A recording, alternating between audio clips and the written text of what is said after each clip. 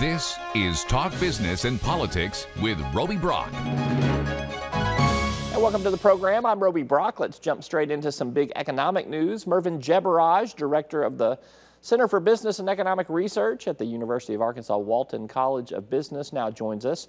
Mervin, let's begin with the state's record low unemployment. For the third time in roughly 2 years, we've hit 3.5% initially.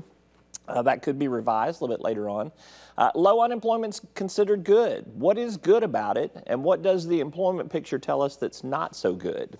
We've been here before, as you've mentioned, and we've had the record low unemployment rate at least a few different times. Unfortunately, in previous instances, the Bureau of Labor Statistics has gone back and revised away the record low unemployment rate. So I'd probably wait till about March of 2020 when the revisions come out before we put that banner out that says, ooh, record low unemployment rate. But nonetheless, looking at the data within it, the labor force did go up about 0.1%. So, we're trying to get that labor force participation rate up in Arkansas. So that's movement in a positive direction. We're still very low and we have a lot of work left to do there, but we're headed in the right direction in terms of labor force participation rate. Another measure that I like to look at is wage increases, and that has gone up about 1.2 to 1.3% after accounting for inflation and reduced working hours.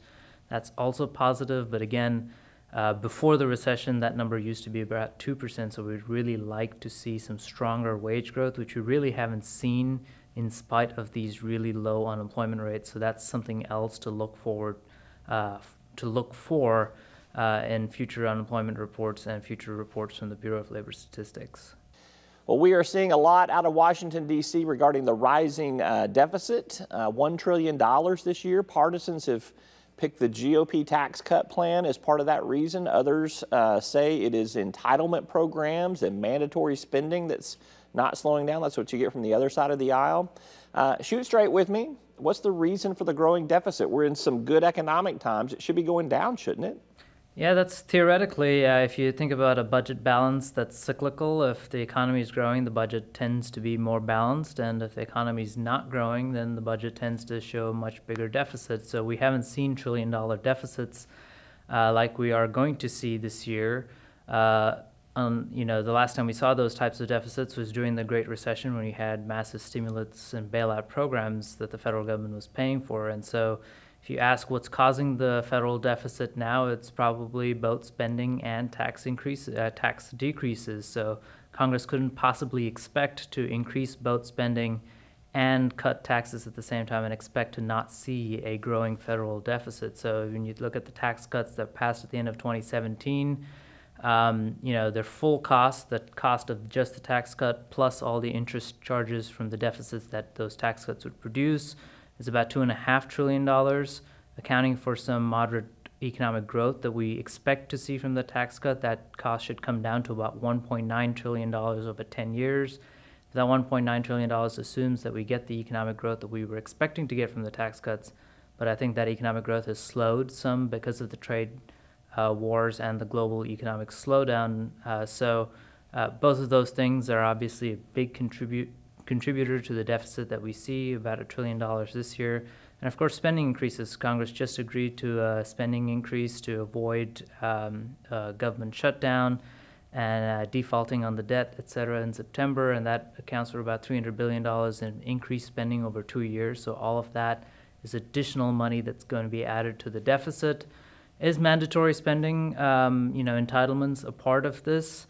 Now, if you think about the culprit that everybody points to usually in Social Security, it's not the culprit. Social Security currently is being paid for by all the payroll taxes collected, and about 50% of Medicare is paid for too by the taxes collected on it and premiums collected for Medicare. So it's about 50% of Medicare payments, Medicaid payments, and other social entitlement programs, which are roughly around $600 billion annually, that contribute towards this deficit. But of course, the military spending is also about more than $600 billion. So roughly half the discretionary spending left to the federal government after paying for all the mandatory spending goes to the military, and the other half goes to discretionary programs like unemployment benefits and things like that. So it is a combination of both discretionary spending that we've seen increases both in 2017 and the agreement agreed to this year, and the tax cuts that passed at the end of 2017 that are contributing to these very large deficits. The good news, however,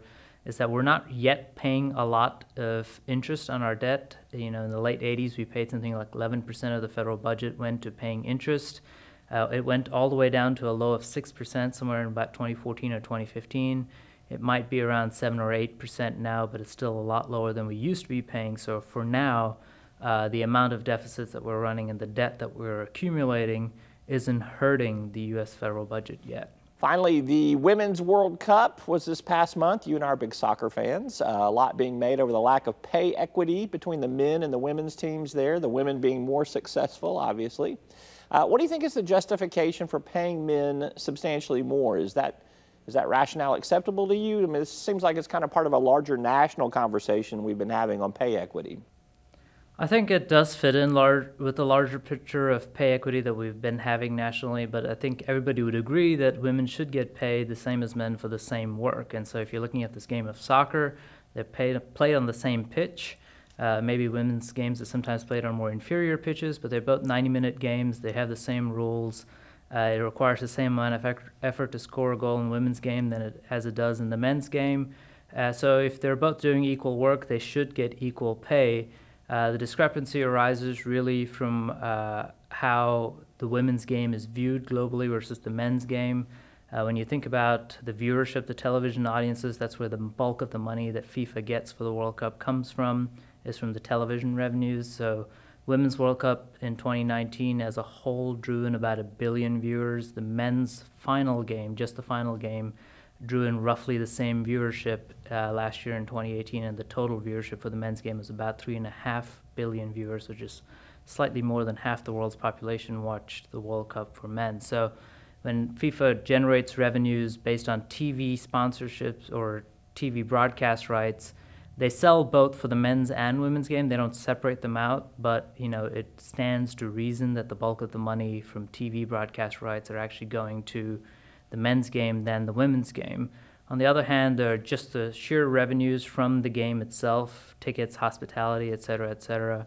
FIFA estimated that they would collect about $131 million for the women's game, and they expect to collect about $1.6 to $1.8 billion for the men's World Cup in Qatar in 2022. So there is a discrepancy there, but on the flip side, FIFA also expects to spend about $1.8 billion on the World Cup in Qatar, and spent a lot less money on the Women's World Cup. So, you know, you have to ask, if you spend a similar amount of money, would you expect to get the same amount of revenue for the women's game? But just looking at the women's soccer team in particular here in the United States, they are more successful than the men's team. As a result of being more successful at staying in tournaments longer, they actually play more games than the men's team does.